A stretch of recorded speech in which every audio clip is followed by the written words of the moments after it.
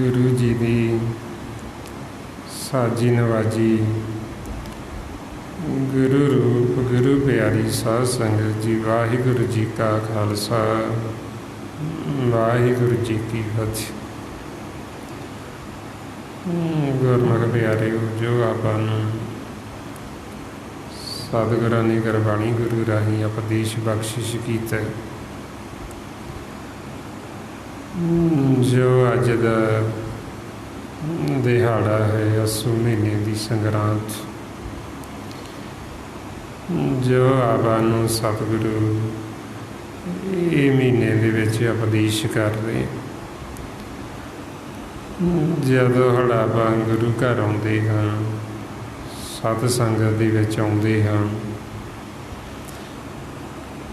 फिर आपा सतगुरां पासों ही समझना हुंदा बई इस महीने दे विच सतगुरु सानूं की उपदेश कर रहे, ਕੀ ਸਾਨੂੰ ਸਮਝਾ ਰਹੇ ਅਤੇ ਕਿਵੇਂ ਅਸੀਂ ਇਹ ਉਪਦੇਸ਼ ਨੂੰ ਸੁਣ ਕੇ ਅਤੇ ਫਿਰ ਅਸੀਂ ਕਮਾਈਏ ਆਗੇ ਜਿਸ ਮਕਸਦ ਵਾਸਤੇ ਸਾਨੂੰ ਅਕਾਲ ਪੁਰਖ ਪਰਮੇਸ਼ਰ ਨੇ ਇਸ ਲੋਕ 'ਚ ਭੇਜੇ। ਸਾਨੂੰ ਇਹ ਮਾਨਸ ਦੇਹੀ ਦਿੱਤੀ ਹੈ। ਇਸ ਮਾਨਸ ਜਾਮੇ ਦਾ ਜੋ ਮਕਸਦ ਜੋ ਮਨੋਰਥ ਹੈ ਉਹ ਪੂਰਾ ਹੋ ਸਕੇ। ਆਵਾਂ ਨੂੰ ਸਤਿਗੁਰੂ ਸਮਝਾਉਂਦੇ ਬਈ ਇਹ ਅੱਸੂ ਮਹੀਨੇ ਦੇ ਵਿੱਚ ਬਈ ਸਾਡੇ ਮਨ ਦੇ ਵਿੱਚ ਉਹ ਪ੍ਰੇਮ ਪ੍ਰਗਟ ਹੋਵੇ ਮਾਲਕ ਪ੍ਰਤੀ ਵੀ ਅਸੀਂ ਉਹ ਪਰਮਾਤਮਾ ਨੂੰ ਵਾਹਿਗੁਰੂ ਨੂੰ ਨਿਰੰਕਾਰ ਨੂੰ ਜੋ ਸਾਡਾ ਮੂਲ ਜੋ ਸਾਡਾ ਮਾਤਾ ਪਿਤਾ ਜਿਹਨੇ ਸਾਨੂੰ ਪੈਦਾ ਕੀਤਾ ਅਸੀਂ ਉਹਨੂੰ ਕਿਵੇਂ ਮਿਲੀਏ ਉਹਦੇ ਨਾਲ ਸਾਡਾ ਮਿਲਾਪ ਕਿਵੇਂ ਹੋ। ਮਾਰੇ ਫਰਮਾਉਂਦੇ ਅਸੁਨ ਪ੍ਰੇਮ ਮਾਹੜਾ ਕਿਉਂ ਮਿਲੀਏ ਹਰ ਜਾਈ। ਬਈ ਮੈਂ ਉਹ ਹਰੀ ਨੂੰ ਕਿਵੇਂ ਮਿਲਾਂ ਪਰਮਾਤਮਾ ਨੂੰ ਕਿਵੇਂ ਮਿਲਾਂ। ਮੇਰੇ ਮਨ ਦੇ ਵਿੱਚ ਲਹਿਰ ਉੱਠੀ ਪ੍ਰੇਮ ਦੀ। ਇਹ ਪ੍ਰੇਮ ਦਾ ਉਛਾਲਾ ਉੱਠਿਆ ਵੀ ਮਾਲਕ ਨੂੰ ਪਰਮਾਤਮਾ ਦੇ ਨਾਲ ਮਿਲਾਪ ਕਰ। ਹੌਲੀ ਪ੍ਰੇਮ ਇਹ ਤੜਫ ਸਾਡੇ ਅੰਦਰ ਉਦੋਂ ਪੈਦਾ ਹੁੰਦੀ ਉਦੋਂ ਇਹ ਉਛਾਲਾ ਹੁੰਦਾ ਜਦੋਂ ਸਾਡਾ ਪਿਛਲਾ ਪੂਰਬਲਾ ਕਰਮ ਉਹ ਸਾਡੇ ਚੰਗੇ ਭਾਗ ਸਾਡਾ ਪਿਛਲਾ ਕੀਤਾ ਹੋਇਆ ਕਰਮ ਕੋਈ ਅੰਕਰ ਪ੍ਰਗਟ ਹੁੰਦਾ। ਫਿਰ ਸਾਡਾ ਜਿਹੜਾ ਮਨ ਹੈ ਇਹ ਵਿਰਾਗੀ ਹੋ ਜਾਂਦਾ। ਫਿਰ ਇਹਦੇ ਅੰਦਰ ਇਹ ਤੜਪ ਪੈਦਾ ਹੁੰਦੀ ਮਾਲਕ ਨੂੰ ਮਿਲਣ ਵਾਸਤੇ। ਸਤਿਗੁਰੂ ਫਰਮਾਉਂਦੇ ਪੂਰਬ ਕਰਮ ਅੰਕਰ ਜਬ ਪ੍ਰਗਟਿਓ ਭੇਟਿਓ ਪਰਖ ਰਸਕ ਬੈਰਾਗੀ। ਬਈ ਜਦੋਂ ਸਾਡਾ ਪਿਛਲਾ ਕੋਈ ਅੰਕਰ ਪੂਰਬਲਾ ਕਰਮ ਪ੍ਰਗਟ ਹੁੰਦਾ ਫਿਰ ਸਾਡੇ ਅੰਦਰ ਇਹ ਇੱਛਾ ਪ੍ਰਗਟ ਹੁੰਦੀ ਵੀ ਅਸੀਂ ਰੱਬ ਨੂੰ ਮਿਲੀਏ ਅਸੀਂ ਪਰਮਾਤਮਾ ਨੂੰ ਮਿਲੀਏ। ਜੇ ਸਾਡਾ ਪਿਛਲਾ ਪੂਰਬਲਾ ਕਰਮ ਕੋਈ ਚੰਗਾ ਨਾ ਪ੍ਰਗਟ ਹੋਵੇ ਤੇ ਸਾਡੇ ਅੰਦਰ ਇਹ ਤੜਫ ਬਣਦੀ ਹੋਈ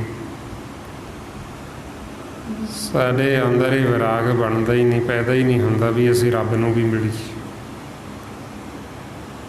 ਜੀਵ ਦੀ ਇੱਛਾ ਹੀ ਨਹੀਂ ਉਹਦੇ ਅੰਦਰ ਇਹ ਵਿਚਾਰ ਹੀ ਨਹੀਂ ਉੱਠਦਾ ਵੀ ਮੈਂ ਜਿਹਨੇ ਮੈਨੂੰ ਪੈਦਾ ਕੀਤਾ ਮੈਂ ਉਹਨੂੰ ਜਾ ਕੇ ਮਿਲਾਂ। ਇਹ ਤਾਂ ਹੀ ਹੁੰਦਾ ਫਿਰ ਜਦੋਂ ਸਾਡਾ ਪਿਛਲੇ ਚੰਗੇ ਭਾਗ ਕੋਈ ਪੂਰਬਲਾ ਕਰਮ ਸਾਡਾ ਪ੍ਰਗਟ ਹੁੰਦਾ ਫਿਰ ਹੀ ਸਾਡੇ ਅੰਦਰ ਇਹ ਪਿਆਸ ਪੈਦਾ ਹੁੰਦੀ ਹੈ ਤੜਫ ਪੈਦਾ ਹੁੰਦੀ। ਫਿਰ ਹੀ ਸਾਨੂੰ ਇਹ ਸਤ ਸੰਗਤ ਮਿਲਦੀ ਜੇ ਸਾਡੇ ਬਹੁਤ ਵੱਡੇ ਭਾਗ ਹੋਣ। ਮਹਾਰਾਜ ਕਹਿੰਦੇ ਬਿਨ ਭਾਗਾਂ ਸਤ ਸੰਗ ਨਾ ਲੱਭੇ ਬਿਨ ਸੰਗਤ ਮੈਲ ਭਰੀ ਜੇ ਜੀਓ। ਬਿਨਾਂ ਭਾਗਾਂ ਤੋਂ ਸਾਨੂੰ ਇਹ ਸਤ ਸੰਗਤ ਨਹੀਂ ਮਿਲਦੀ ਤੇ ਸੰਗਤ ਤੋਂ ਬਿਨਾਂ ਸਾਡੇ ਅੰਦਰ ਇਹ ਪ੍ਰੇਮ ਪੈਦਾ ਨਹੀਂ ਹੁੰਦਾ ਇਹ ਤੜਫ ਨਹੀਂ ਪੈਦਾ ਹੁੰਦੀ ਇਹ ਵਿਰਾਗ ਨਹੀਂ ਪੈਦਾ ਹੁੰਦਾ। ਸਾਧ ਸੰਗਤ ਤੋਂ ਬਿਨਾਂ ਸਾਡੇ ਅੰਦਰ ਇਹ ਪ੍ਰੇਮ ਉਪਜਦਾ ਨਹੀਂ ਹੈ। ਮਹਾਰਾਜ ਇਸ ਲਈ ਫਰਮਾਉਂਦੇ ਸਾਧ ਸੰਗਤ ਬਿਨ ਭਾਵ ਨਹੀਂ ਉਪਜੇ ਭਾਵ ਬਿਨ ਭਗਤ ਨਹੀਂ ਹੋਈ ਤੇਰੀ। ਬਈ ਸਾਧ ਸੰਗਤ ਤੋਂ ਬਿਨਾਂ ਸਾਡੇ ਅੰਦਰ ਪ੍ਰੇਮ ਨਹੀਂ ਪੈਦਾ ਹੁੰਦਾ ਤੇ ਪ੍ਰੇਮ ਤੋਂ ਬਿਨਾਂ ਭਗਤੀ ਨਹੀਂ ਹੁੰਦੀ। ਇਹ ਪ੍ਰੇਮਾ ਭਗਤੀ ਹੈ। ਸੋ ਇਸ ਵਾਸਤੇ ਮਹਾਰਾਜ ਕਹਿੰਦੇ ਬਈ ਇਹ ਅੱਸੂ ਦੇ ਮਹੀਨੇ ਦੇ ਵਿੱਚ ਸਾਡੇ ਅੰਦਰ ਇਹ ਪ੍ਰੇਮ ਦੀ ਲਹਿਰ ਉੱਠੀ ਇਹ ਤਰੰਗ ਉੱਠੀ ਬਈ ਅਸੀਂ ਵੀ ਉਹ ਪਰਮਾਤਮਾ ਨਿਰੰਕਾਰ ਨੂੰ, ਵਾਹਿਗੁਰੂ ਨੂੰ ਮਿਲੀਏ, ਜਿਹਨੇ ਸਾਨੂੰ ਪੈਦਾ ਕੀਤਾ, ਜਿਹੜਾ ਸਾਨੂੰ ਸਵਾਸ ਦੇ ਕੇ ਜਿਉਂਦਾ ਰੱਖ, ਜਿਹੜਾ ਸਾਡੀ ਪਾਲਣਾ ਪੋਸ਼ਣਾ ਕਰ ਰਿਹਾ। ਫਿਰ ਸਾਡੇ ਅੰਦਰ ਉਹਦੇ ਦਰਸ਼ਨਾਂ ਦੀ ਪਿਆਸ ਪੈਦਾ ਹੁੰਦੀ। ਮਹਾਰਾਜ ਕਹਿੰਦੇ ਬਈ ਸਾਡੇ ਮਨ ਦੇ ਵਿੱਚ, ਮਨ ਦੇ ਤਨ ਦੇ ਵਿੱਚ ਇਹ ਮਾਲਕ ਦੇ ਦਰਸ਼ਨਾਂ ਦੀ ਕਹਾਣੀ ਬਹੁਤ ਜ਼ਿਆਦਾ ਪਿਆਸ, ਤੜਪ ਪੈਦਾ ਹੋ ਗਈ ਬਈ ਕੋਈ ਆਣ ਕੇ ਸਾਨੂੰ ਪਰਮਾਤਮਾ ਨੂੰ ਮਿਲਾਵੇ, ਵਾਹਿਗੁਰੂ ਦੇ ਨਾਲ ਸਾਡਾ ਮਿਲਾਪ ਕਰਾ। ਮਹਾਰਾਜ ਕਹਿੰਦੇ ਮਨ ਤਨ ਪਿਆਸ ਦਰਸ਼ਨ ਕਹਾਣੀ, ਕੋਈ ਆਣ ਮਿਲਾਵੇ ਮਾਈ। ਬਈ ਮੇਰੇ ਮਨ ਦੇ ਵਿੱਚ ਮਾਲਕ ਦੇ ਦਰਸ਼ਨਾਂ ਦੀ ਪਿਆਸ। ਸਤਿਗੁਰੂ ਕਹਿੰਦੇ ਵੀ ਜਿਨ੍ਹਾਂ ਦੇ ਅੰਦਰ ਇਹ ਪਿਆਸ ਪੈਦਾ ਹੋ ਗਈ, ਜਿਨ੍ਹਾਂ ਦੇ ਅੰਦਰ ਇਹ ਤੜਪ ਪੈਦਾ ਹੋ ਗਈ ਮਾਲਕ ਨੂੰ ਮਿਲਣ ਦੀ, ਸਤਿਗੁਰੂ ਕਹਿੰਦੇ ਵੀ ਉਹਨਾਂ ਦੇ ਅਸੀਂ ਕੁਰਬਾਨ ਜਾਂਦੇ ਹਾਂ, ਉਹਨਾਂ ਦੇ ਅਸੀਂ ਬਲਿਹਾਰ ਜਾਂਦੇ। ਰਮਾਉਂਦੇ ਨੇ ਜਿਸ ਜਨ ਕੋ ਪ੍ਰਭ ਦਰਸ ਪਿਆਸਾ, ਨਾਨਕ ਤਾਂ ਕਿ ਬਲ ਬਲ ਜਸ। ਵੀ ਜਿਹਦੇ ਅੰਦਰ ਇਹ ਪਿਆਸ ਸੀ, ਜਿਨ੍ਹਾਂ ਦਾ ਮਿਲਾਪ ਹੋ ਗਿਆ, ਉਹਨਾਂ ਦੀ ਮਹਿਮਾ ਤਾਂ ਆਖੀ ਨਹੀਂ ਜਾ ਸਕਦੀ, ਕਿਉਂਕਿ ਉਹਨਾਂ ਦੇ ਪਰਮਾਤਮਾ ਦੇ ਵਿੱਚ ਤਾਂ ਕੋਈ ਅੰਤਰ ਹੀ ਨਹੀਂ ਰਹਿੰਦਾ। ਉਹ ਗੁਰਮੁਖ ਮਾਲਕ ਦਾ ਹੀ ਰੂਪ ਹੋ ਜਾਂਦੇ ਜਿਹੜੇ ਉਹਨੂੰ ਮਿਲ ਲੈਂਦੇ। ਸਤਿਗੁਰੂ ਕਹਿੰਦੇ ਜਿਨ੍ਹਾਂ ਦੇ ਅੰਦਰ ਇਹ ਪਿਆਸ ਵੀ ਪੈਦਾ ਹੋ ਗਈ, ਜਿਨ੍ਹਾਂ ਦੇ ਅੰਦਰ ਇਹ ਤੜਫ ਵੀ ਪੈਦਾ ਹੋ ਗਈ ਮਾਲਕ ਨੂੰ ਮਿਲਣ ਦੀ, ਅਸੀਂ ਉਹਨਾਂ ਦੇ ਵੀ ਕੁਰਬਾਨ ਜਾਂਦੇ। ਫਿਰ ਜਿੱਦਾਂ ਦੀ ਸਾਡੇ ਮਨ ਦੀ ਪਿਆਸ ਹੁੰਦੀ, ਜਿੱਦਾਂ ਦੀ ਸਾਡੇ ਅੰਦਰ ਭੁੱਖ ਹੁੰਦੀ, ਮਾਲਕ ਉੱਦਾਂ ਦੀ ਹੀ ਸਾਡੇ ਮਨ ਦੀ ਪੂਰਤੀ ਕਰ ਦਿੰਦਾ, ਉੱਦਾਂ ਦੀ ਸਾਡੀ ਉਹ ਇੱਛਾ ਪੂਰੀ ਕਰ ਦਿੰਦਾ। ਮਹਾਰਾਜ ਫਰਮਾਉਂਦੇ ਜੈਸੀ ਭੂਖ ਤੈਸੀ ਕਾ ਪੂਰਕ, ਸਗਲ ਘਟਾ ਕਾ ਸੁਆਮੀ, ਨਾਨਕ ਪਿਆਸ ਲੱਗੀ ਦਰਸ਼ਨ ਕੀ, ਪ੍ਰਭ ਮਿਲਿਆ ਅੰਤਰਜਾਮੀ। ਸਤਿਗੁਰੂ ਕਹਿੰਦੇ ਵੀ ਜਿੱਦਾਂ ਦੀ ਮਨ ਦੀ ਭੁੱਖ ਹੈ, ਉੱਦਾਂ ਦੀ ਹੀ ਮਾਲਕ ਸਾਡੀ ਪੂਰਤੀ ਕਰ ਦਿੰਦਾ। ਜੋ ਅਸੀਂ ਇੱਛਾ ਲੈ ਕੇ, ਜੋ ਅਸੀਂ ਮੰਗ ਲੈ ਕੇ ਚੱਲਾਂਗੇ, ਮਾਲਕ ਉੱਦਾਂ ਦੀ ਹੀ ਸਾਡੀ ਮੰਗ, ਸਾਡੀ ਇੱਛਾ ਪੂਰੀ ਕਰ ਦਿੰਦਾ, ਕਿਉਂਕਿ ਉਹ ਸਮਰੱਥ ਹੈ। ਉਹ ਸਾਡੇ ਮਨ ਦੀਆਂ ਸਾਰੀਆਂ ਇੱਛਾਵਾਂ ਪੂਰੀਆਂ ਕਰਨ ਵਾਲਾ। ਸਤਿਗੁਰੂ ਫਰਮਾਉਂਦੇ ਇੱਛਾ ਪੂਰਕ ਸਰਬ ਸੁਖ ਦਾਤਾ ਹਰ, ਜਾ ਕੇ ਵਸ ਹੈ ਕਾਮ ਤਿਨ, ਸੋ ਐਸਾ ਹਰ ਤੇ ਆਈਏ ਮੇਰੇ ਜੀਅੜੇ, ਸਰਬ ਸੁਖ ਪਾਵੇ ਮੇਰੀ ਮਨਾ। ਸਤਿਗੁਰੂ ਕਹਿੰਦੇ ਵੀ ਜਿੱਦਾਂ ਦੀ ਜੀਵ ਦੀ ਭੁੱਖ ਹੁੰਦੀ, ਜਿੱਦਾਂ ਦੀ ਉਹਦੀ ਮੰਗ ਹੁੰਦੀ, ਉੱਦਾਂ ਦੀ ਉਹ ਜੀਵ ਦੀ ਮੰਗ ਪੂਰੀ ਕਰ ਦਿੰਦਾ, ਉੱਦਾਂ ਦੀ ਉਹ ਪੂਰਤੀ ਕਰ ਦਿੰਦਾ। ਜੇ ਹੁਣ ਸਾਡੇ ਅੰਦਰ ਮਾਲਕ ਦੇ ਦਰਸ਼ਨਾਂ ਦੀ ਪਿਆਸ, ਉਹ ਅੰਤਰਜਾਮੀ, ਉਹ ਸਭ ਜਾਣਦਾ ਸਾਡੇ ਅੰਦਰ ਬਈ ਇਹ ਕਾਹਦੇ ਵਾਸਤੇ ਕਰਦੇ। ਇਹ ਇਹਨਾਂ ਦੇ ਅੰਦਰ ਸੰਸਾਰੀ ਕਿਸੇ ਵਸਤੂ ਦੀ ਪਿਆਸ, ਸੰਸਾਰ ਦੀ ਮਾਇਆ ਦੀ ਮੰਗ ਹੈ, ਉਹਦੇ ਵਾਸਤੇ ਭੱਜਦੇ ਦੌੜਦੇ ਨੇ।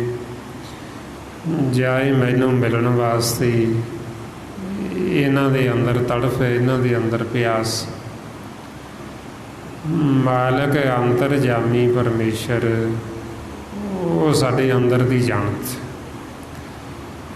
ਮਾਰੇ ਫਰਮਾਉਂਦੇ ਘਟ ਘਟ ਕੇ ਅੰਤਰ ਕੀ ਜਾਣਤ, ਭਲੇ ਬੁਰੇ ਕੀ ਪੀਰ ਪਛਾਣਤ। ਬਈ ਉਹ ਸਭ ਦੀ ਸਾਡੇ ਅੰਦਰ ਦੀ ਜਾਣਨ ਵਾਲਾ ਹੈ, ਤੇ ਜੋ ਅਸੀਂ ਇੱਛਾ ਰੱਖ ਕੇ, ਜੋ ਮੰਗ ਰੱਖ ਕੇ ਅਸੀਂ ਚੱਲਦੇ, ਸਾਡੀ ਉੱਦਾਂ ਦੀ ਉਹ ਮਾਲਕ ਪੂਰਤੀ ਕਰ ਦਿੰਦਾ। ਸੋ ਐਸੀ ਅਵਸਥਾ ਦੇ ਵਿੱਚ ਇਹ ਰਾਵਾਂ ਨੂੰ ਸਤਿਗੁਰੂ ਸਮਝਾਉਂਦੇ ਬਈ ਇਹ ਸਾਡੇ ਮਨ ਦੀ ਇੱਛਾ 'ਤੇ ਚੱਲਦਾ, ਬਈ ਜਿੱਦਾਂ ਦੀ ਸਾਡੇ ਮਨ ਦੀ ਇੱਛਾ ਹੋਏਗੀ, ਜੋ ਅਸੀਂ ਮੰਗ ਲੈ ਕੇ ਚੱਲਾਂਗੇ ਉੱਦਾਂ ਦੀ ਸਾਡੀ ਪੂਰਤੀ ਹੋ ਜਾਂਦੀ। ਜੇ ਅਸੀਂ ਮਾਲਕ ਦੇ ਦਰਸ਼ਨਾਂ ਦੀ ਪਿਆਸ ਹੈ ਸਾਡੇ ਅੰਦਰ, ਉਹ ਅੰਤਰਜਾਮੀ ਫਿਰ ਸਾਨੂੰ ਮਾਲਕ ਮਿਲ ਪੈਂਦਾ। ਸੋ ਇਸ ਵਾਸਤੇ ਫਿਰ ਮਹਾਰਾਜ ਕਹਿੰਦੇ ਵੀ ਸਾਡੇ ਮਨ ਦੇ ਵਿੱਚ ਮਾਲਕ ਦੇ ਦਰਸ਼ਨਾਂ ਦੀ ਪਿਆਸ, ਵੀ ਮਾਲਕ ਸਾਨੂੰ ਮਿਲ ਪਵੇ। ਸੋ ਜਦੋਂ ਇਹ ਪਿਆਸ ਹੈ ਤਾਂ ਸਾਨੂੰ ਉਹ ਮਿਲ ਪੈਂਦਾ। ਮਿਲਿਆ ਅੰਤਰਜਾਮੀ, ਪਿਓ ਅੰਤਰਜਾਮੀ। ਹੁਣ ਇਹ ਪਿਆਰ ਸਾਡੇ ਅੰਦਰ ਕਿਵੇਂ ਪੈਦਾ ਹੋਵੇ, ਕਿਵੇਂ ਸਾਡੇ ਅੰਦਰ ਇਹ ਤੜਫ ਪੈਦਾ ਹੋਵੇ, ਕਿਵੇਂ ਇਹ ਪਿਆਸ ਪੈਦਾ ਹੋਵੇ, ਇਹਦੇ ਵਿੱਚ ਫਿਰ ਜੋ ਸੰਤ ਨੇ ਉਹ ਸਾਡੇ ਨਾਲ ਸਹਾਈ ਹਨ। ਸੰਤਾਂ ਨੇ ਸਾਡੇ ਅੰਦਰ ਇਹ ਪ੍ਰੇਮ ਪੈਦਾ ਕਰਨਾ, ਸਾਡੇ ਅੰਦਰ ਇਹ ਤੜਫ ਪੈਦਾ ਕਰਨੀ, ਸਾਡੇ ਅੰਦਰ ਇਹ ਵਿਰਾਗ ਪੈਦਾ ਕਰਨਾ। ਉਹਨਾਂ ਨੇ ਸਾਡੇ ਇਹ ਮਨ ਦੀ ਮੈਲ ਲਾ ਕੇ ਸਾਡੇ ਮਨ ਨੂੰ ਵਿਰਾਗੀ ਕਰ ਦੇਣਾ, ਸਾਡੇ ਅੰਦਰ ਇਹ ਪਿਆਸ ਤੇ ਤੜਪ ਪੈਦਾ ਕਰ ਦੇਣਾ। ਇਸ ਲਈ ਫਿਰ ਮਹਾਰਾਜ ਕਹਿੰਦੇ ਬਈ ਇਹ ਕਾਰਜ ਦੇ ਵਿੱਚ ਸਾਡੇ ਨਾਲ ਜੋ ਸਹਾਈ ਹੁੰਦੇ ਉਹ ਸੰਤ ਹੁੰਦੇ, ਉਹ ਗੁਰਮੁਖ ਹੁੰਦੇ। ਫਿਰ ਉਹ ਜਦੋਂ ਸਹਾਈ ਹੁੰਦੇ ਤੇ ਅਸੀਂ ਉਹਨਾਂ ਦੇ ਚਰਨੀ ਲੱਗਣਾ ਹੁੰਦਾ, ਉਹਨਾਂ ਦੇ ਅਸੀਂ ਵਚਨਾਂ ਨੂੰ ਮੰਨਣਾ ਹੁੰਦਾ ਤੇ ਕਮਾਉਣਾ ਹੁੰਦਾ। ਮਹਾਰਾਜ ਕਹਿੰਦੇ ਸੰਤ ਸਹਾਈ ਪ੍ਰੇਮ ਕੀ ਹੋ ਤਿੰਨ ਕੇ ਲਾਗਾਂ ਪਾਈ, ਬਈ ਅਸੀਂ ਉਹਨਾਂ ਦੇ ਚਰਨੀ ਲੱਗੀਏ ਕਿਉਂਕਿ ਉਹ ਨਾਲ ਸਹਾਈ ਨੇ। ਸਾਡੇ ਅੰਦਰ ਇਹ ਪਿਆਸ ਤੜਫ ਪੈਦਾ ਕਰਨ ਵਾਸਤੇ, ਸਾਡੇ ਅੰਦਰ ਇਹ ਵਿਰਾਗ ਪੈਦਾ ਕਰਨ ਵਾਸਤੇ। ਔਰ ਇਹ ਸਾਡੇ ਅੰਦਰ ਕਦੋਂ ਵਿਰਾਗ ਪੈਦਾ ਹੁੰਦਾ, ਜਦੋਂ ਸਾਡਾ ਮਨ ਨਿਰਮਲ ਹੋ ਜਾਂਦਾ, ਜਦੋਂ ਸਾਡੇ ਮਨ ਦੀ ਮੈਲ ਉਤਰ ਜੇਗੀ ਫਿਰ ਇਹ ਵਿਰਾਗੀ ਹੋ ਜਾਂਦਾ। ਔਰ ਸੰਤਾਂ ਦਾ ਸੰਗ ਕਰਕੇ ਸਾਡੇ ਮਨ ਤੋਂ ਇਸ ਤਰ੍ਹਾਂ ਮੈਲ ਲੈਂਦੀ, ਜਿਵੇਂ ਕੱਪੜਾ ਬਹੁਤ ਮੈਲਾ ਹੁੰਦਾ ਤੇ ਉਹਦਾ ਸੰਗ ਹੋ ਜਾਂਦਾ ਸਾਬਣ ਨਾਲ। ਸਾਬਣ ਦਾ ਸੰਗ ਕਰਕੇ ਕੱਪੜੇ ਦੀ ਸਾਰੀ ਮੈਲ ਉਤਰ ਜਾਂਦੀ। ਇਸੇ ਤਰ੍ਹਾਂ ਹੀ ਸੰਤਾਂ ਦਾ ਸੰਗ ਕਰਕੇ ਸਾਡੇ ਮਨ ਦੇ ਵਿੱਚੋਂ ਮੈਲ ਨਿਕਲ ਜਾਂਦੀ।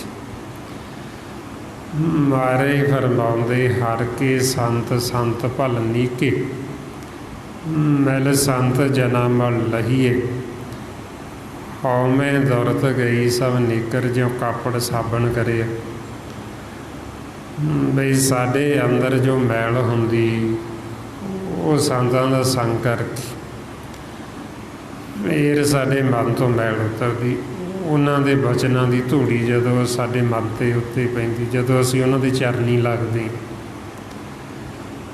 ਚਰਨ ਕੀ ਉਹਨਾਂ ਦੇ ਬਚਨ, ਜਦੋਂ ਅਸੀਂ ਉਹਨਾਂ ਦੇ ਬਚਨਾਂ ਨੂੰ ਸੁਣਦੇ, ਉਹ ਬਚਨਾਂ ਦੀ ਧੂੜੀ ਸਾਡੇ ਉੱਤੇ ਪੈਂਦੀ, ਸਾਡੇ ਮਨ ਦੇ ਉੱਤੇ।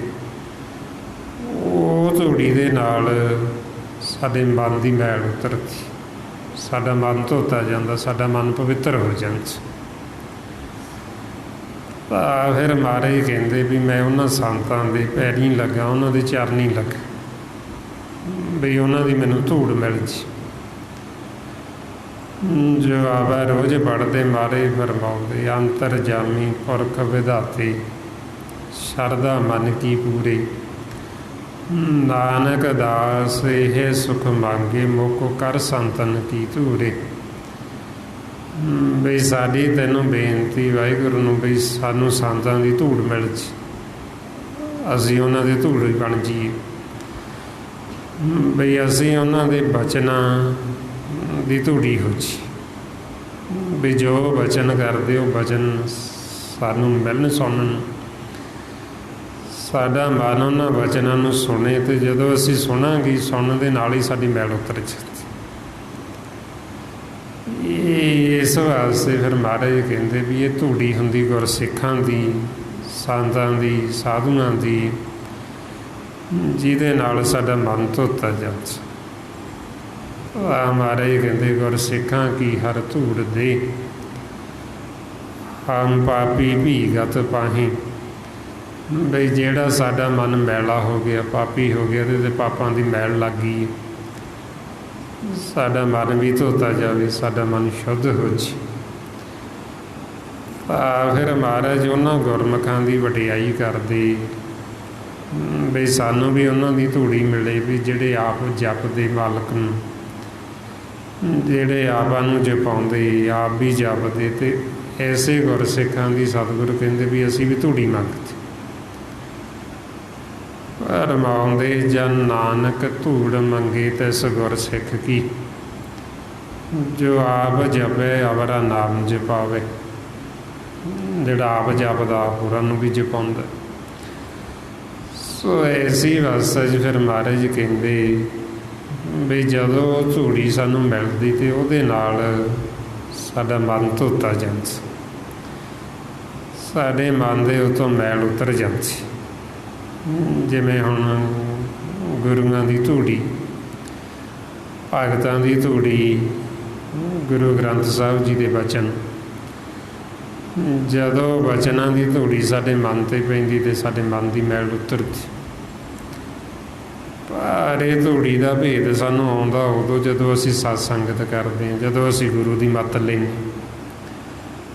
ਨਹੀਂ ਤਾਂ ਬਹੁਤੇ ਜੀਵ ਧੂੜੀ ਸਮਝਦੇ ਆ ਪੈਰਾਂ ਦੀ ਮਿੱਟੀ ਨੂੰ, ਬਈ ਇਹ ਪੈਰਾਂ ਦੀ ਮਿੱਟੀ ਇਹੋ ਧੂੜੀ ਹੈ। ਇਹ ਧੂੜੀ ਨਹੀਂ, ਧੂੜੀ ਹੁੰਦੀ ਬਚਨ, ਗੁਰੂ ਸਾਹਿਬਾਨਾਂ ਦੇ, ਭਗਤਾਂ ਦੇ, ਸੰਤਾਂ ਦੇ ਔਰ ਸਿੱਖਾਂ ਦੇ, ਉਹਨਾਂ ਦੇ ਬਚਨਾਂ ਦੀ ਧੂੜੀ ਅਸੀਂ ਲੈਣੀ। ਤਾਂ ਮਹਾਰਾਜ ਕਹਿੰਦੇ ਮਾਘ ਮੱਜਨ ਸੰਗ ਸਾਧੂਆਂ ਧੂੜੀ ਕਰ ਇਸ਼ਨਾਨ, ਹਰ ਕਾ ਨਾਮ ਧਿਆਏ ਸੁਣ ਸਭਨਾਂ ਨੂੰ ਕਰਦਾਨ। ਵੀ ਤੁਸੀਂ ਸਾਧੂਆਂ ਦੇ ਬਚਨਾਂ ਦੀ ਧੂੜੀ ਲਵੋ, ਉਹ ਧੂੜੀ ਦੇ ਨਾਲ ਸਾਡੇ ਮਨ ਦਾ ਇਸ਼ਨਾਨ ਹੋਏ। ਜਿਵੇਂ ਹੁਣ ਤਨ ਦਾ ਇਸ਼ਨਾਨ ਤਾਂ ਆਪਾਂ ਪਾਣੀ ਨਾਲ ਕਰ ਲੈਂਦੇ, ਪਰ ਜਿਹੜਾ ਸਾਡਾ ਮਨ ਹੈ ਉਹਦਾ ਇਸ਼ਨਾਨ ਪਾਣੀ ਨਾਲ ਨਹੀਂ ਹੁੰਦਾ। ਸਾਡਾ ਮਨ ਹੈ ਜਿਹੜਾ ਉਹ ਪਾਣੀ ਦੇ ਸਾਬਣ ਨਾਲ ਨਹੀਂ ਧੋਤਾ ਜਾਂਦਾ। ਮਹਾਰਾਜ ਇਸ ਲਈ ਕਹਿੰਦੇ ਵੀ ਜੇ ਪਾਣੀ ਦੇ ਨਾਲ ਮੁਕਤੀ ਮਿਲਦੀ ਹੋਵੇ, ਫਿਰ ਜਿਹੜਾ ਡੱਡੂ ਹੈ ਉਹ ਤਾਂ ਰਹਿੰਦਾ ਹੀ ਪਾਣੀ ਦੇ ਵਿੱਚ, ਉਹ ਕਿਉਂ ਨਹੀਂ ਮੁਕਤ ਹੋ ਜਾਂਦਾ। ਜਿਸ ਤਰ੍ਹਾਂ ਉਹ ਡੱਡੂ ਨਹੀਂ ਮੁਕਤ ਹੋ ਸਕਦਾ, ਵਾਰ ਵਾਰ ਜੂਨਾ ਚਾਹੁੰਦਾ, ਇਸੇ ਤਰ੍ਹਾਂ ਹੀ ਜੇ ਅਸੀਂ ਮਨ ਦਾ ਇਸ਼ਨਾਨ ਨਹੀਂ ਕਰਾਂਗੇ, ਮਨ ਵਾਸਤੇ ਅਸੀਂ ਧੂੜੀ ਨਹੀਂ ਲਵਾਂਗੇ, ਫਿਰ ਇਕੱਲਾ ਅਸੀਂ ਬਾਹਰੀ ਤਨ ਦਾ ਇਸ਼ਨਾਨ ਕਰਕੇ ਤੇ ਅਸੀਂ ਮੁਕਤ ਨਹੀਂ ਹੋ ਸਕਦੇ। ਮਹਾਰਾਜ ਫਰਮਾਉਂਦੇ ਜਲ ਕੇ ਮੱਜਨ ਜੇ ਗਤ ਹੋਵੇ, ਨਿਤ ਨਿਤ ਮੇਂਢਕ ਨਹਾਵੇ, ਜੈਸੇ ਮੇਂਢਕ ਤੈਸੇ ਹੋਏ ਨਰ, ਫਿਰ ਜੂਨੀ ਆਵੇ। ਬਈ ਇਹ ਤਨ ਦੇ ਇਸ਼ਨਾਨ ਦੇ ਨਾਲ ਮੁਕਤੀ ਨਹੀਂ ਮਿਲਦੀ। ਇਹ ਤਨ ਦਾ ਇਸ਼ਨਾਨ ਅਸੀਂ ਪਾਣੀ ਨਾਲ ਕਰ ਲੈਂਦੇ ਹਾਂ, ਅਤੇ ਮਨ ਦਾ ਇਸ਼ਨਾਨ ਜਿਹੜਾ ਉਹ ਸਾਡਾ ਹੁਣ ਧੂੜੀ ਦੁਆਰਾ, ਜਦੋਂ ਅਸੀਂ ਗੁਰੂ ਸਾਹਿਬਾਨਾਂ ਦੇ, ਭਗਤਾਂ ਦੇ ਬਚਨਾਂ ਦੀ ਧੂੜੀ ਸਾਡੇ ਮਨ 'ਤੇ ਪਏਗੀ। ਜਦੋਂ ਇਹ ਧੂੜੀ ਸਾਡੇ ਮਨ 'ਤੇ ਪੈਂਦੀ, ਇਹਦੇ ਨਾਲ ਸਾਡੇ ਮਨ ਦਾ ਇਸ਼ਨਾਨ ਹੁੰਦਾ, ਇਹਦੇ ਨਾਲ ਸਾਡਾ ਮਨ ਧੁੱਤ ਜਾਂਦਾ। ਇਸ ਅਵਸਥਾ 'ਚ ਫਿਰ ਸਤਿਗੁਰੂ ਕਹਿੰਦੇ ਬਈ ਸਾਨੂੰ ਉਹ ਸੰਤ ਜਨ ਸਹਾਈ ਹੁੰਦੇ ਸਾਡੇ ਨਾਲ, ਜਿਹੜੇ ਫਿਰ ਸਾਡੇ ਅੰਦਰ ਇਹ ਪ੍ਰੇਮ ਪੈਦਾ ਕਰਦੇ, ਸਾਡੇ ਅੰਦਰ ਇਹ ਤੜਫ ਪੈਦਾ ਕਰਦੇ ਤੇ ਫਿਰ ਅਸੀਂ ਉਹਨਾਂ ਦੇ ਚਰਨੀ ਲੱਗਣਾ ਹੁੰਦਾ, ਉਹਨਾਂ ਦੇ ਅਸੀਂ ਬਚਨਾਂ ਨੂੰ ਸੁਣ ਕੇ ਉਹ ਬਚਨਾਂ ਨੂੰ ਹਿਰਦੇ 'ਚ ਵਸਾਉਣਾ ਹੁੰਦਾ। ਵਾਹ ਮਹਾਰਾਜ ਕਹਿੰਦੇ ਸੰਤ ਸਹਾਈ ਪ੍ਰੇਮ ਕੇ ਹੋ ਤਿੰਨ ਕੇ ਲਾਗਾਂ ਪਾਏ। ਬਈ ਸੰਤ ਜਾਨੇ ਸਹਾਈ ਨੇ ਨਾਲ ਸਾਡੇ ਮਾਲਕ ਨੂੰ ਮਿਲਾਪ ਦੇ ਵਿੱਚ ਤੇ ਸਾਡੇ ਅੰਦਰ ਇਹ ਤੜਫ ਅਤੇ ਵਿਰਾਗ ਪੈਦਾ ਕਰਨ ਦੇ ਵਿੱਚ ਵੀ ਅਸੀਂ ਰੱਬ ਨੂੰ ਮਿਲੀਏ, ਅਸੀਂ ਪਰਮਾਤਮਾ ਨੂੰ ਮਿਲੀਏ, ਤਾਂ ਕਿ ਅਸੀਂ ਆਪਦਾ ਜਿਹੜਾ ਜੀਵਨ ਇਹ ਸਫਲ ਕਰ ਲਈਏ। ਉਹ ਤਾਂ ਹੀ ਸਾਡੇ ਅੰਦਰ ਇਹ ਤੜਫ ਅਤੇ ਪਿਆਸ ਪੈਦਾ ਹੁੰਦੀ ਜਦੋਂ ਅਸੀਂ ਫਿਰ ਲਗਾਤਾਰ ਇਹ ਸਤਸੰਗਤ ਕਰਦੇ। ਜਿਉਂ-ਜਿਉਂ ਅਸੀਂ ਲਗਾਤਾਰ ਇਹ ਸਤਸੰਗਤ ਕਰਾਂਗੇ, ਇਹ ਬਚਨਾਂ ਦੀ ਧੂੜੀ ਸਾਡੇ ਹਿਰਦੇ 'ਤੇ ਪਏਗੀ ਅਤੇ ਉਹ 'ਤੇ ਸਾਡਾ ਹਿਰਦਾ ਸ਼ੁੱਧ ਹੋਏਗਾ। ਜਦੋਂ ਸਾਡਾ ਮਨ ਸ਼ੁੱਧ ਹੋ ਗਿਆ ਅਤੇ ਫਿਰ ਇਹਨੇ ਵੈਰਾਗੀ ਹੋ ਜਾਣਾ। ਜਦੋਂ ਇਹ ਵੈਰਾਗੀ ਹੋ ਜਾਂਦਾ ਫਿਰ ਸਾਡੇ 'ਤੇ ਮਾਲਕ ਦੇ ਰੁਕਾਵਟ ਨਹੀਂ ਕੋਈ ਵਿੱਚ। ਜਦੋਂ ਸਾਡੇ ਅੰਦਰ ਇਹ ਵਿਰਾਗ ਤੜਫ ਪੈਦਾ ਹੋ ਗਈ ਫਿਰ ਇਹ ਮਾਇਆ ਨੂੰ ਛੱਡ ਦਿੰਦਾ। ਜਦ ਤੱਕ ਸਾਡੇ ਅੰਦਰ ਵਿਰਾਗ ਨਹੀਂ, ਤੜਫ ਨਹੀਂ, ਪਿਆਸ ਨਹੀਂ, ਉਹਨਾਂ ਸਮਾਂ ਇਹ ਮਾਇਆ ਨੂੰ ਛੱਡਦਾ ਹੀ ਨਹੀਂ ਮਨ। ਮਹਾਰਾਜ ਇਸ ਲਈ ਫਰਮਾਉਂਦੇ ਬਿਨ ਵਿਰਾਗ ਨੇ ਛੂਟ ਸਮਾਇਆ। ਬਈ ਜਦ ਤੱਕ ਸਾਡੇ ਅੰਦਰ ਵਿਰਾਗ ਹੀ ਨਹੀਂ, ਤੜਫ ਹੀ ਨਹੀਂ, ਅਸੀਂ ਮਹਿਸੂਸ ਹੀ ਨਹੀਂ ਕਰਦੇ ਮਾਲਕ ਨੂੰ ਵਿਛੋੜੇ ਦਾ ਦੁੱਖ। ਸਾਨੂੰ ਇਹ ਮਹਿਸੂਸ ਹੀ ਨਹੀਂ ਹੋ ਰਿਹਾ ਵੀ ਅਸੀਂ ਆਪਦੇ ਮਾਤਾ ਪਿਤਾ ਤੋਂ ਵਿਛੜੇ ਹੋਏ।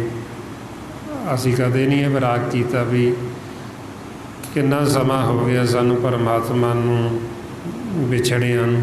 ਚੌਥਾ ਯੁੱਗ, 4 ਯੁੱਗ ਹੋ ਗਏ ਵਿਛੋੜੇ ਪਏ ਨੂੰ, ਅਤੇ ਅਸੀਂ ਕਦੇ ਨਹੀਂ ਇਹ ਮਹਿਸੂਸ ਕਰਦੇ ਵੀ ਅਸੀਂ ਉਹਨੂੰ ਮਿਲੀਏ। ਇੰਨਾ ਲੰਮਾ ਇੰਤਜ਼ਾਰ ਮਾਲਕ ਸਾਨੂੰ ਅੱਜ ਵੀ ਉਹ ਸਾਡਾ ਇੰਤਜ਼ਾਰ ਕਰ ਰਿਹਾ ਵੀ ਕਦੇ ਤਾਂ ਇਹ ਵਾਪਸ ਮੁੜਨਗੇ। ਬਈ ਜਿਉਂ ਅਸੀਂ ਸਤਿਯੁਗ ਤੋਂ ਚੱਲੇ, ਸਤਿਯੁਗ ਬੀਤ ਗਿਆ, ਤ੍ਰੇਤਾ ਬੀਤ ਗਿਆ, ਦੁਆਪਰ ਬੀਤ ਗਿਆ, ਕਲਯੁਗ ਆ ਗਿਆ। ਮਾਲਕ ਫਿਰ ਵੀ ਇੰਨਾ ਦਿਆਲੂ, ਇੰਨਾ ਕਿਰਪਾਲੂ, ਉਹ ਸਾਨੂੰ ਦਿੱਤੀ ਜਾਂਦਾ ਸਵਾਸਾਂ ਦਾ ਧੰਨ ਵੀ ਚਲੋ ਕਦੇ ਤਾਂ ਵਾਪਸ ਮੁੜਨਗੇ, ਕਦੇ ਤਾਂ ਆਉਣਗੇ। ਔਰ ਅਸੀਂ ਉਹਨੂੰ ਭੁੱਲ ਗਏ ਹਾਂ, ਪਰ ਉਹ ਸਾਨੂੰ ਨਹੀਂ ਭੁੱਲਿਆ। ਉਹ ਸਾਨੂੰ ਬੜਾ ਚੰਗੀ ਤਰ੍ਹਾਂ ਜਾਣਦਾ, ਇਕੱਲੇ ਨੂੰ ਜਾਣਦਾ, ਸਾਡੇ ਅੰਦਰ ਦੀ ਜਾਣਦਾ। ਮਹਾਰਾਜ ਇਸ ਲਈ ਕਹਿੰਦੇ ਜੇ ਤੇ ਰੱਬ ਵਿਸਾਰਿਆ ਤਾਂ ਰੱਬ ਨਾ ਵਿਸਰਿਓ। ਵੀ ਜੇ ਤੂੰ ਰੱਬ ਨੂੰ ਵਿਸਾਰ ਦਿੱਤਾ, ਰੱਬ ਨੇ ਤੈਨੂੰ ਨਹੀਂ ਵਿਸਾਰਿਆ। ਜੇ ਅਸੀਂ ਰੱਬ ਨੂੰ ਭੁੱਲ ਗਏ ਹਾਂ, ਰੱਬ ਸਾਨੂੰ ਨਹੀਂ ਭੁੱਲਿਆ ਹੋਇਆ, ਉਹ ਸਾਨੂੰ ਬੜਾ ਚੰਗੀ ਤਰ੍ਹਾਂ ਜਾਣਦਾ। ਸੋ ਇਸ ਵਾਸਤੇ ਫਿਰ ਮਹਾਰਾਜ ਕਹਿੰਦੇ ਬਈ ਸਾਡੇ ਅੰਦਰ ਇਹ ਤੜਫ ਅਤੇ ਵਿਰਾਗ ਫਿਰ ਪੈਦਾ ਹੁੰਦਾ ਜਦੋਂ ਫਿਰ ਅਸੀਂ ਲਗਾਤਾਰ ਇਹ ਸੰਗਤ ਕਰਦੇ ਹਾਂ, ਇਹ ਬਚਨਾਂ ਦੀ ਧੂੜੀ ਅਸੀਂ ਲੈਂਦੇ ਹਾਂ। ਫਿਰ ਇਹ ਧੂੜੀ ਸਾਡੇ ਮਨ 'ਤੇ ਪੈਂਦੀ, ਸਾਡੇ ਮਨ ਦੀ ਮੈਲ ਉਤਰਦੀ। ਜਿਉਂ-ਜਿਉਂ ਮਨ ਦੀ ਮੈਲ ਉਤਰੇਗੀ ਅਤੇ ਉਹਦੇ ਫਿਰ ਇਹ ਵਿਰਾਗੀ ਹੁੰਦਾ ਜਾਂਦਾ, ਅਤੇ ਉਹਦੇ ਅੰਦਰ ਤੜਫ ਪੈਦਾ ਹੁੰਦੀ ਜਾਂਦੀ ਬਈ ਮੈਂ ਵੀ ਆਪਦੇ ਮੂਲ ਨੂੰ ਮਿਲਾਂ, ਮੈਂ ਵੀ ਪਰਮਾਤਮਾ ਨੂੰ ਮਿਲਾਂ ਜਿਹਨੇ ਮੈਨੂੰ ਪੈਦਾ ਕੀਤਾ। ਫਿਰ ਇਹ ਬੇਨਤੀਆਂ ਕਰਦਾ ਹੈ ਬਈ ਹੁਣ ਮੇਰੇ 'ਤੇ ਕਿਰਪਾ ਕਰੋ, ਬਈ ਮੈਂ ਤੁਹਾਡੇ ਨਾਲ ਮਿਲਾਪ ਕਰ ਲਾਂ, ਕਿਉਂਕਿ ਤੁਹਾਨੂੰ ਮਿਲਣ ਤੋਂ ਬਿਨਾਂ ਮੈਂ ਸੁਖੀ ਨਹੀਂ ਹੋ ਸਕਦਾ। ਹੋਰ ਦੂਜਾ ਕੋਈ ਨਹੀਂ ਜਿਹੜਾ ਮੈਨੂੰ ਸੁਖੀ ਕਰ ਦੇਵੇ। ਵੀ ਇੱਕ ਅਕਾਲ ਪੁਰਖ ਪਰਮੇਸ਼ਰ ਹੀ ਹੈ ਜਿਹਦੇ ਨਾਲ ਅਸੀਂ ਮਿਲਾਪ ਕਰਕੇ ਸਦਾ ਸੁਖੀ ਹੋ ਸਕਦੇ ਹਾਂ, ਸਦਾ ਲਈ ਅਸੀਂ ਜੀਵਨ ਮੁਕਤ, ਸਦਾ ਲਈ ਅਸੀਂ ਅਮਰ ਹੋ ਸਕਦੇ। ਤਾਂ ਫਿਰ ਮਹਾਰਾਜ ਕਹਿੰਦੇ ਬਿਨ ਪ੍ਰਭ ਕਿਉਂ ਸੁਖ ਪਾਈਏ, ਦੂਜੀ ਨਾਹੀਂ ਜਾਏ। ਬਈ ਮਾਲਕ ਤੋਂ ਬਿਨਾਂ ਸਾਡੇ ਮਨ ਨੂੰ ਕਿਵੇਂ ਸੁੱਖ ਮਿਲੇ, ਕਿਵੇਂ ਇਹਨੂੰ ਧੀਰਜ ਆਵੇ, ਕਿਵੇਂ ਇਹਦੀ ਸੰਤੁਸ਼ਟੀ ਹੋਵੇ। ਇਸ ਵਾਸਤੇ ਫਿਰ ਸਤਿਗੁਰੂ ਆਪਾਂ ਨੂੰ ਸਮਝਾਉਂਦੇ ਜੇ ਤੁਸੀਂ ਸਦਾ ਸੁਖੀ ਹੋਣਾ ਚਾਹੁੰਦੇ ਫਿਰ ਤੁਸੀਂ ਰਾਮ ਦੀ ਵਾਹਿਗੁਰੂ ਦੀ ਸ਼ਰਨ ਦੇ ਵਿੱਚ ਆ ਜਾਓ। ਰਮਾਉਂਦੇ ਜੋ ਸੁਖ ਕੋ ਚਾਹੇ ਸਦਾ ਸ਼ਰਨ ਰਾਮ ਕੀ ਲੈ। ਜੇ ਅਸੀਂ ਸਦਾ ਸੁਖੀ ਹੋਣਾ ਚਾਹੁੰਦੇ ਹਾਂ ਅਤੇ ਸਾਨੂੰ ਮਾਲਕ ਦੀ ਸ਼ਰਨ ਦੇ ਵਿੱਚ ਜਾਣਾ ਪੈਣਾ। ਹੁਣ ਮਾਲਕ ਦੀ ਸ਼ਰਨ ਦੇ ਵਿੱਚ ਅਸੀਂ ਤਾਂ ਜਾ ਸਕਦੇ ਜੇ ਅਸੀਂ ਪਹਿਲਾਂ ਸੰਤਾਂ ਸਾਧੂਆਂ ਦੀ ਸ਼ਰਨ 'ਚ ਜਾਵਾਂਗੇ।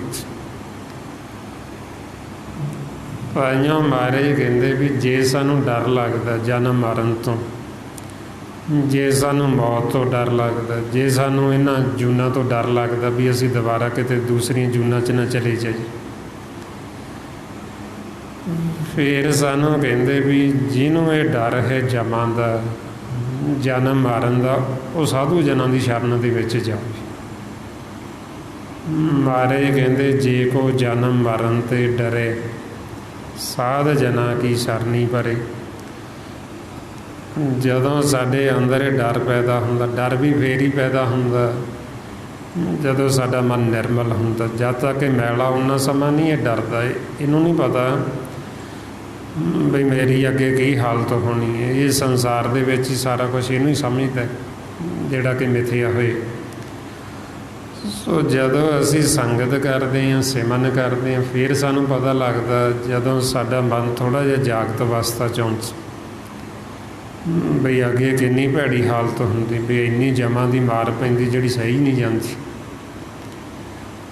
ਵੀ ਕਿਵੇਂ ਉਹ ਭਵ ਸਾਗਰ ਦੇ ਵਿੱਚ ਦੀ ਮਨਮੁੱਖਾਂ ਨੂੰ ਲੰਘਾਇਆ ਜਾਂਦਾ, ਜਿੱਥੇ ਹਾਹਾਕਾਰ ਮੱਚੀ, ਕਲਾਟਾਂ ਚੀਕਾਂ ਪੈ ਰਹੀਆਂ, ਕੋਈ ਉਹਨਾਂ ਨੂੰ ਛਡਾਉਣ ਵਾਲਾ ਨਹੀਂ।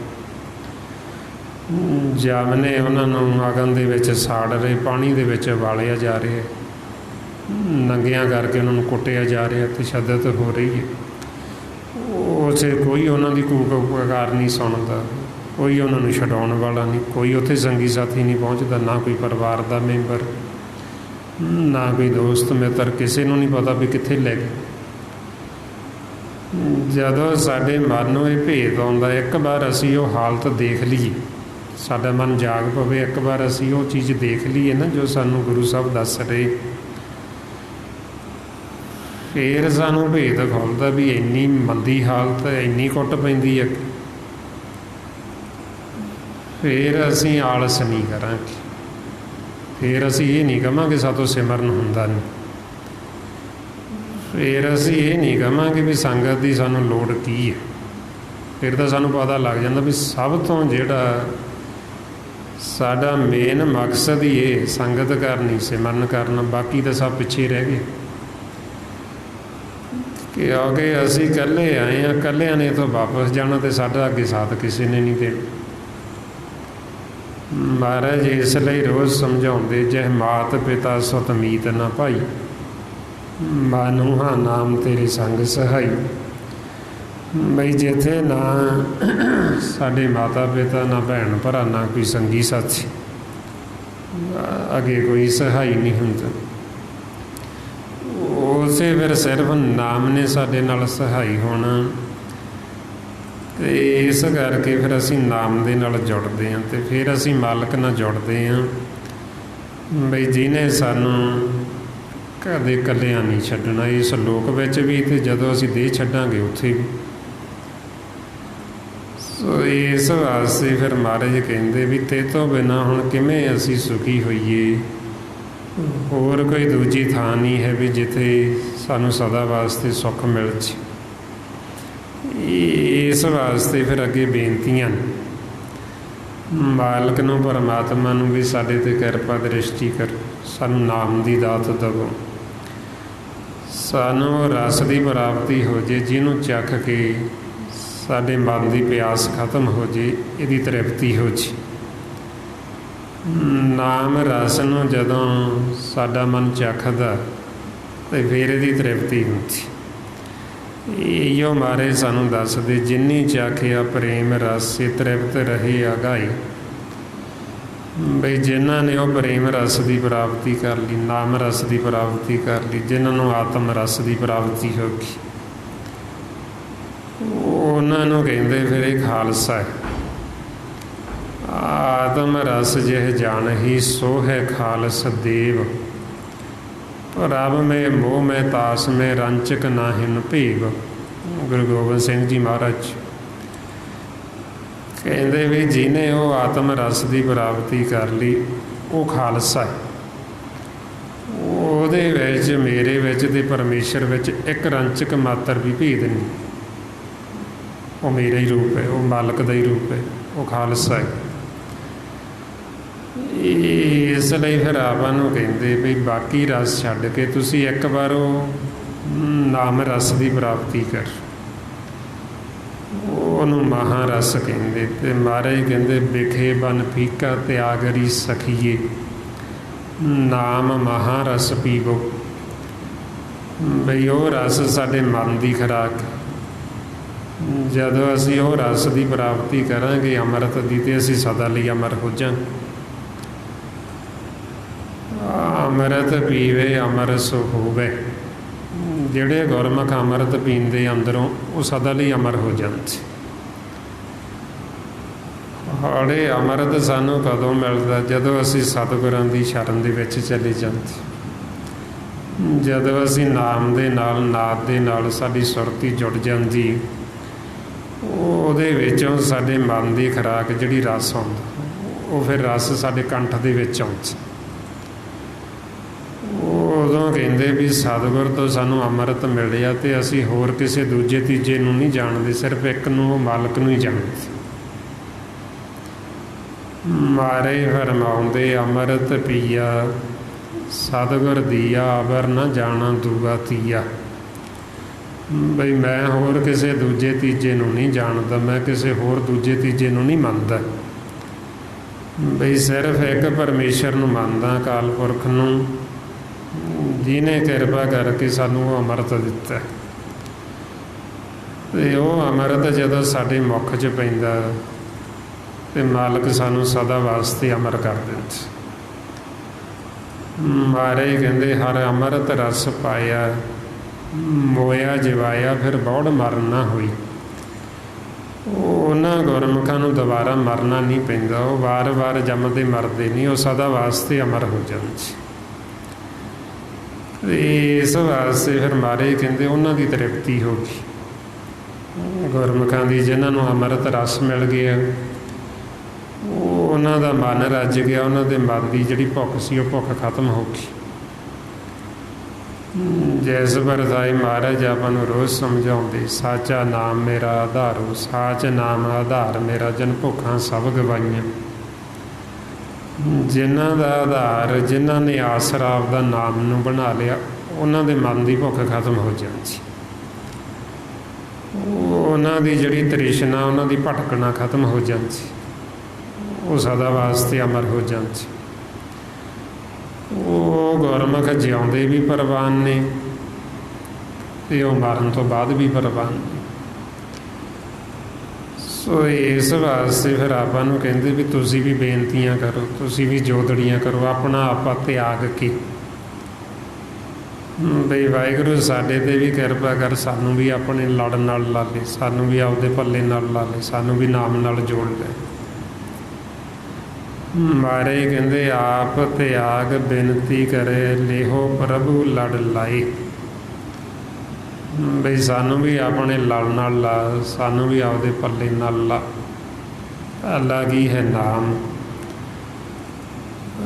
ਅਸੀਂ ਮਾਲਕ ਦੇ, ਆਪਦੇ ਪਤੀ ਦੇ ਪੱਲੇ ਨਾਲ ਉਦੋਂ ਲੱਗਦੀਆਂ ਸਾਡੀਆਂ ਸੁਰਤੀਆਂ, ਕਿਉਂਕਿ ਆਪਾਂ ਸਾਰੀਆਂ ਇੱਕੋ ਪਤੀ ਦੀਆਂ ਨਾਰਾਂ। ਠਾਕਰ ਸਭ ਦਾ ਸਾਡਾ ਇੱਕੋ ਹੀ ਹੈ, ਠਾਕਰ ਇੱਕ ਸਬਾਈ ਨਾਰ। ਵੀ ਉਹ ਇੱਕ ਮਾਲਕ, ਤੇ ਅਸੀਂ ਸਾਰੀਆਂ ਸਾਡੀਆਂ ਸੁਰਤੀਆਂ ਉਸ ਇੱਕੋ ਪੁਰਖ ਦੀਆਂ ਨਾਰਾਂ। ਔਰ ਆਪਾਂ ਨੂੰ ਕਹਿੰਦੇ ਵੀ ਅਸੀਂ ਉਹਦੇ ਲੜ ਨਾਲ ਲੱਗਣਾ, ਅਸੀਂ ਉਹਦੇ ਪੱਲੇ ਨਾਲ ਲੱਗਣਾ, ਉਹਦੇ ਅਸਲੀ ਜਿਹੜਾ ਸਾਡਾ ਪਤੀ ਪਰਮੇਸ਼ਰ, ਉਹਦੇ ਲੜ, ਉਹਦੇ ਪੱਲੇ ਨਾਲ ਅਸੀਂ ਉਦੋਂ ਲੱਗਦੀਆਂ ਜਦੋਂ ਸਾਨੂੰ ਇੱਧਰ ਸਾਰਾ ਭੇਤ ਆ ਜਾਂਦਾ। ਸੰਸਾਰ ਦੇ ਵਿੱਚ ਅਸੀਂ ਦੇਖ ਲੈਂਦੇ ਹਾਂ ਵੀ ਇੱਧਰ ਸਾਰਾ ਕੁਛ ਹੀ ਕੂੜ ਹੈ, ਨਾਮ ਤੋਂ ਬਿਨਾਂ, ਮਾਲਕ ਤੋਂ, ਪਰਮਾਤਮਾ ਤੋਂ ਬਿਨਾਂ ਹੋਰ ਕੋਈ ਸੱਚ ਨਹੀਂ। ਫਿਰ ਅਸੀਂ ਇਹ ਸੰਸਾਰ ਦੀ ਉਸਤਤ ਨਿੰਦਿਆ ਛੱਡ ਕੇ ਫਿਰ ਅਸੀਂ ਮਾਲਕ ਦੇ ਪੱਲੇ ਨਾਲ ਲੱਗਦੇ। ਮਹਾਰਾਜ ਫਰਮਾਉਂਦੇ ਉਸਤਤ ਨਿੰਦਾ ਨਾਨਕ ਜੀ ਮੈਂ ਹੱਬ ਵੰਝਾਈ ਛੋੜਿਆ, ਹਬ ਕਿਛ ਤਿਆਗੀ ਸਭੇ ਸਾਗ ਕੜਾਵੇ ਡਿੱਠੇ ਤੋ ਪੱਲੇ ਤੈਂਡੇ ਲਾਗੀ। ਬਈ ਜਦੋਂ ਮੈਂ ਸਾਰਾ ਇੱਧਰ ਸੰਸਾਰ 'ਚ ਦੇਖ ਲਿਆ ਵੀ ਇੱਧਰ ਕੂੜ ਦਾ ਹੀ ਵਰਤਾਰਾ ਹੈ, फिर सारा कुछ छड्ड के तेरे पल्ले नाल लग गई। ਜਦੋਂ ਅਸੀਂ ਮਾਲਕ ਦੇ ਪੱਲੇ ਨਾਲ ਲੱਗ ਜਾਾਂਗੇ, ਇੱਕ ਵਾਰ ਅਸੀਂ ਉਹਦੇ ਪੱਲੇ ਨਾਲ ਜੁੜ ਗਏ ਤੇ ਉਹ ਸਾਨੂੰ ਮੁੜ ਕੇ ਛੱਡਦਾ ਨਹੀਂ। ਪਰਮਾਤਮਾ ਨਿਰੰਕਾਰ ਵਾਹਿਗੁਰੂ ਜੋ ਸਾਡਾ ਪਤੀ ਹੈ, ਉਹਦੀ ਇਹ ਵਡਿਆਈ ਹੈ, ਉਹਨੇ ਇੱਕ ਵਾਰ ਸਾਨੂੰ ਆਪਦੇ ਬਣਾ ਲਿਆ, ਉਹ ਸਾਨੂੰ ਕਦੇ ਛੱਡੇਗਾ ਨਹੀਂ ਮੁੜ ਕੇ। ਜੇ ਅਸੀਂ ਉਹਨੂੰ ਛੱਡਣਾ ਵੀ ਚਾਹੀਏ ਉਹ ਤਾਂ ਵੀ ਨਹੀਂ ਸਾਨੂੰ ਛੱਡਦਾ। ਐਸੀ ਉਹਦੀ ਪ੍ਰੇਮ ਦੀ ਖਿੱਚ ਬਈ ਉਹ ਸਾਡੇ ਫਿਰ ਅੰਦਰ ਐਸੀ ਖਿੱਚ ਤਣਦਾ ਜਿਹੜੀ ਤੋੜਿਆਂ ਤੋਂ ਟੁੱਟਦੀ ਨਹੀਂ ਤੇ ਛੱਡਿਆਂ ਤੋਂ ਛੱਡੀ ਨਹੀਂ ਜਾਂਦੀ। ਮਾਰੇ ਫਰਮਾਉਂਦੇ ਮੂਲ ਲਾਲਨ ਸਿਉ ਪ੍ਰੀਤ ਬਣੀ, ਤੋੜੀ ਨਾ ਟੂਟੇ ਛੋਰੀ ਨਾ ਛੂਟੇ, ਐਸੀ ਮਾਧੋ ਖਿੰਚ ਤਣੀ।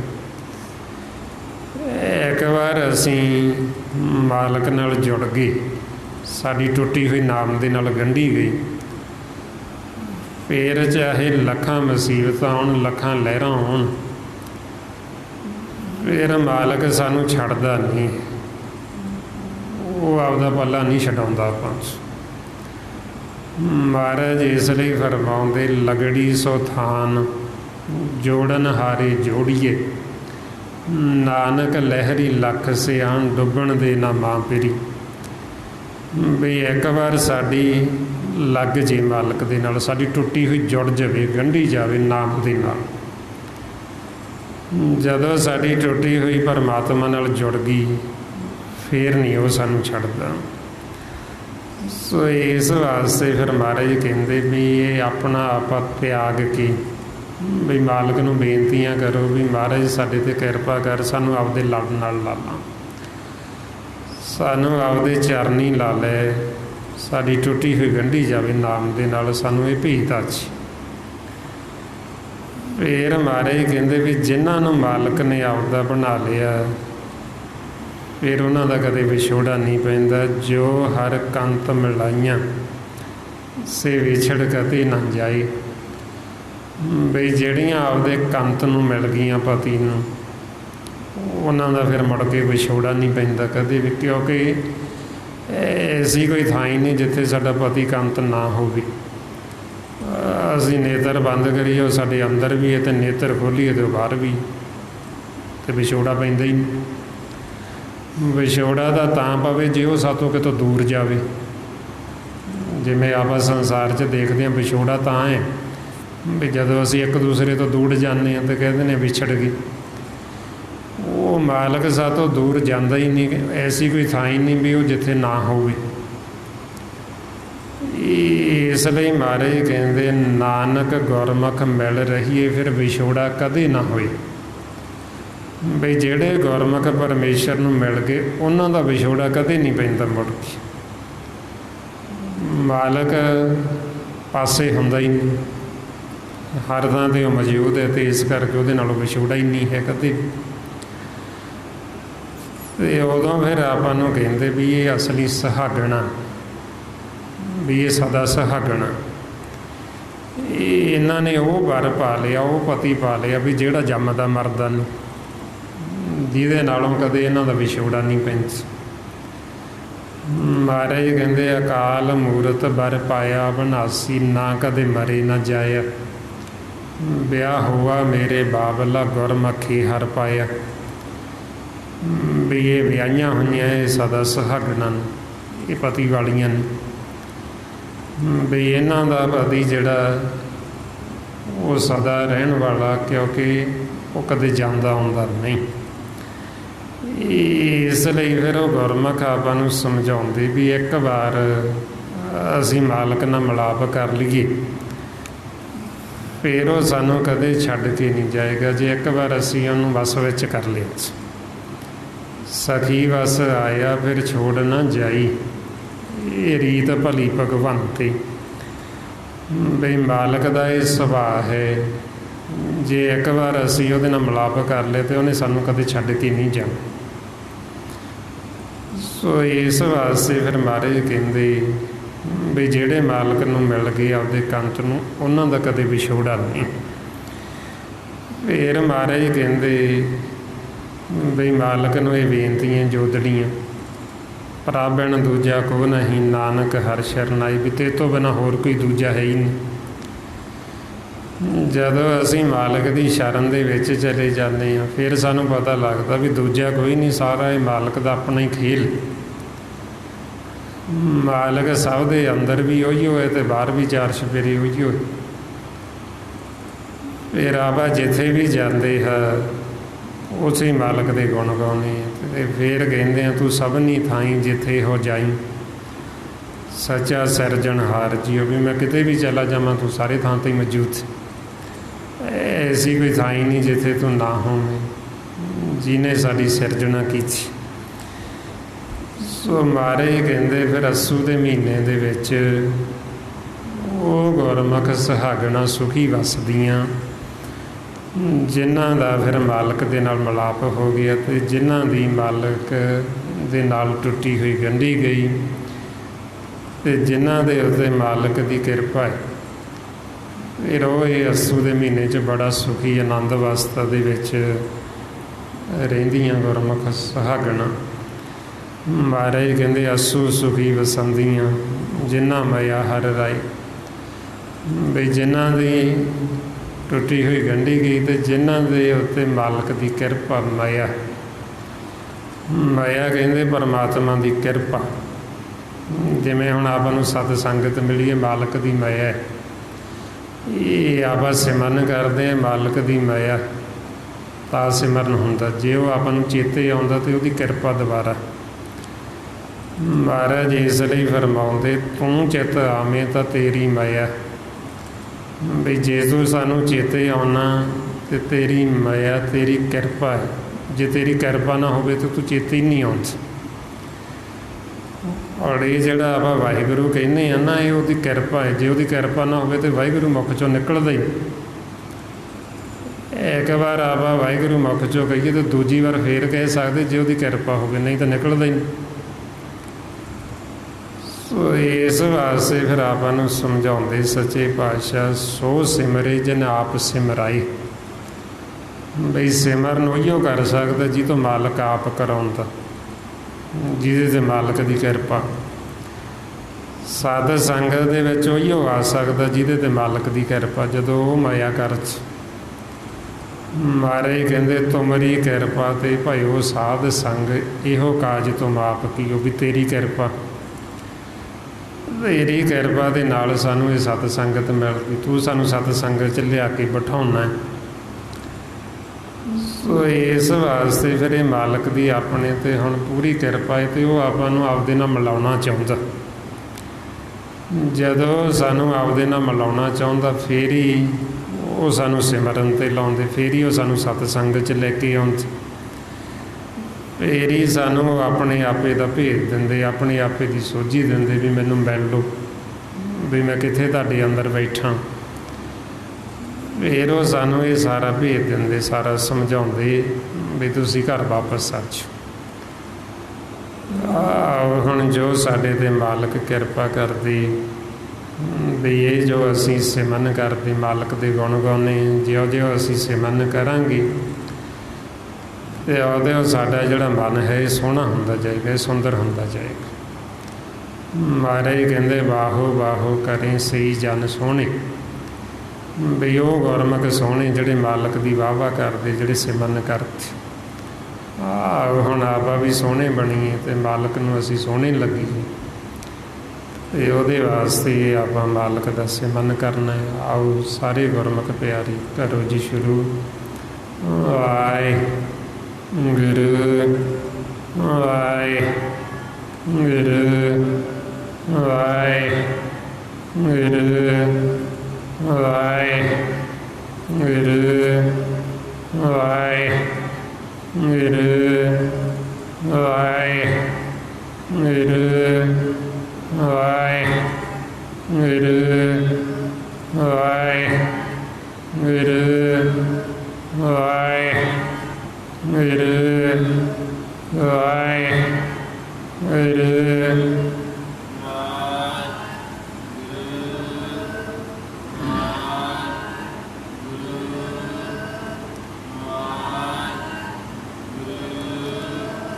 ਵਾਹਿਗੁਰੂ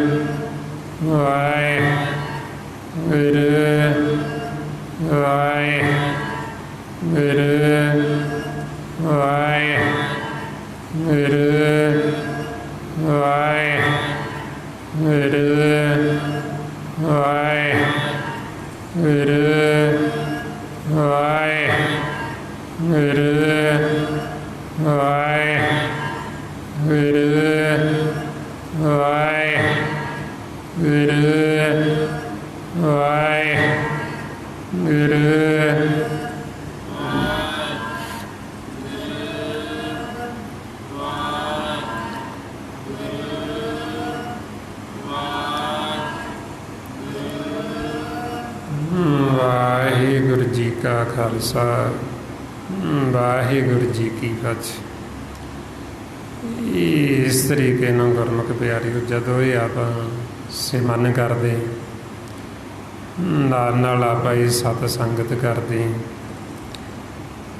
ਫਿਰ ਆਪਾਂ ਨੂੰ ਸਤਿਗੁਰੂ ਸਮਝਾਉਂਦੇ ਵੀ ਆਹ ਮਹੀਨਾ ਜੋ ਅਸੂ ਦਾ ਵੀ ਇਹਦੇ ਵਿੱਚ ਹੁਣ ਆਪਣੇ ਅੰਦਰ ਵੀ ਇਹ ਤੜਫ ਪੈਦਾ ਹੋਵੇ, ਇਹ ਸਾਡੇ ਅੰਦਰ ਵੀ ਪ੍ਰੇਮ ਦਾ ਉਬਾਲਾ ਆਵੇ ਬਈ ਅਸੀਂ ਵੀ ਮਾਲਕ ਨੂੰ ਮਿਲੀਏ, ਪਰਮਾਤਮਾ ਨੂੰ। ਸਾਡੇ ਅੰਦਰ ਵੀ ਇਹ ਤੜਫ ਪੈਦਾ ਹੋ ਜੇ, ਵਿਰਾਗ ਪੈਦਾ ਹੋ ਜੇ, ਸਾਡੇ ਅੰਦਰ ਇਹ ਪਿਆਸ ਪੈਦਾ ਹੋ ਜੇ ਮਾਲਕ ਦੇ ਦਰਸ਼ਨਾਂ ਦੀ, ਵੀ ਅਸੀਂ ਤੇ ਤੋਂ ਮਿਲਣ ਤੋਂ ਬਿਨਾਂ ਰਹਿ ਨਹੀਂ ਸਕਦੇ।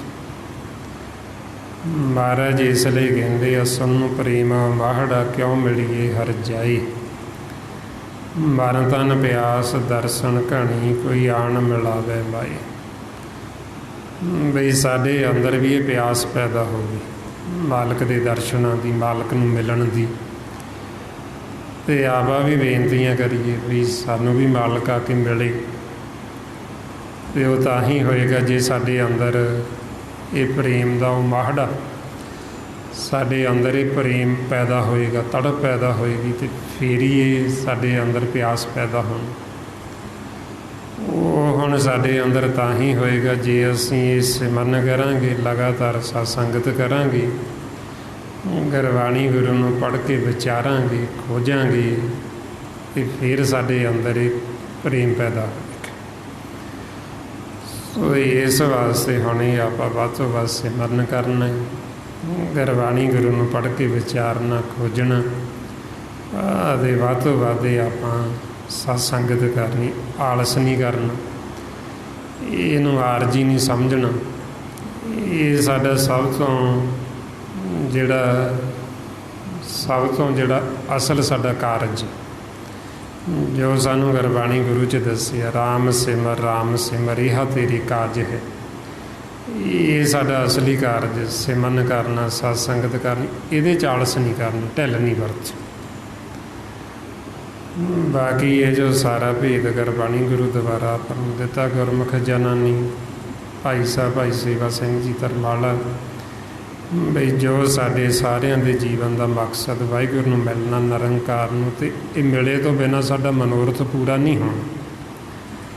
ਜਦ ਤੱਕ ਅਸੀਂ ਉਹਨੂੰ ਮਿਲਾਂਗੇ ਨਹੀਂ, ਸਾਡਾ ਇਹ ਜਨਮ ਮਰਨ ਨਹੀਂ ਕੱਟਿਆ ਜਾਣਾ, ਅਸੀਂ ਫੇਰ ਆ ਜਾਵਾਂਗੇ ਵਾਪਸ। ਸੋ ਹੁਣ ਹੀ ਮੌਕਾ, ਹੁਣ ਹੀ ਵਾਰੀ ਹੈ, ਫੇਰ ਆਉਣ ਨਾਲੋਂ ਹੁਣ ਸਾਨੂੰ ਸਗੋਂ ਦੇ ਸੁਨਹਿਰੀ ਮੌਕਾ, ਹੁਣ ਸਾਨੂੰ ਸਤ ਸੰਗਤ ਮਿਲੀ ਹੈ। ਹੁਣ ਆਪਾਂ ਨੂੰ ਜੇ ਨਹੀਂ ਪਤਾ ਲੱਗਦਾ ਆਪਾਂ ਪੁੱਛ ਸਕਦੇ ਹਾਂ, ਫਿਰ ਜੇ ਦੁਬਾਰਾ ਆ ਕੇ ਫਿਰ ਪਤਾ ਨਹੀਂ ਸੰਗਤ ਮਿਲੇ ਜਾਂ ਨਾ ਮਿਲੇ। ਇਸ ਵਾਸਤੇ ਫਿਰ ਆਪਾਂ ਨੂੰ ਕਹਿੰਦੇ ਵੀ ਹੁਣ ਹੀ ਮੌਕਾ, ਹੁਣ ਹੀ ਮਿਲ ਲਓ ਤਾਂ ਕਿ ਅਸੀਂ ਦੁਬਾਰਾ ਨਾ ਵਾਪਸ ਆਈ। ਸੋ ਇਹ ਹੁਣ ਆਪਾਂ ਕਾਰਜ ਆਪਦਾ ਸਵਾਰਨਾ।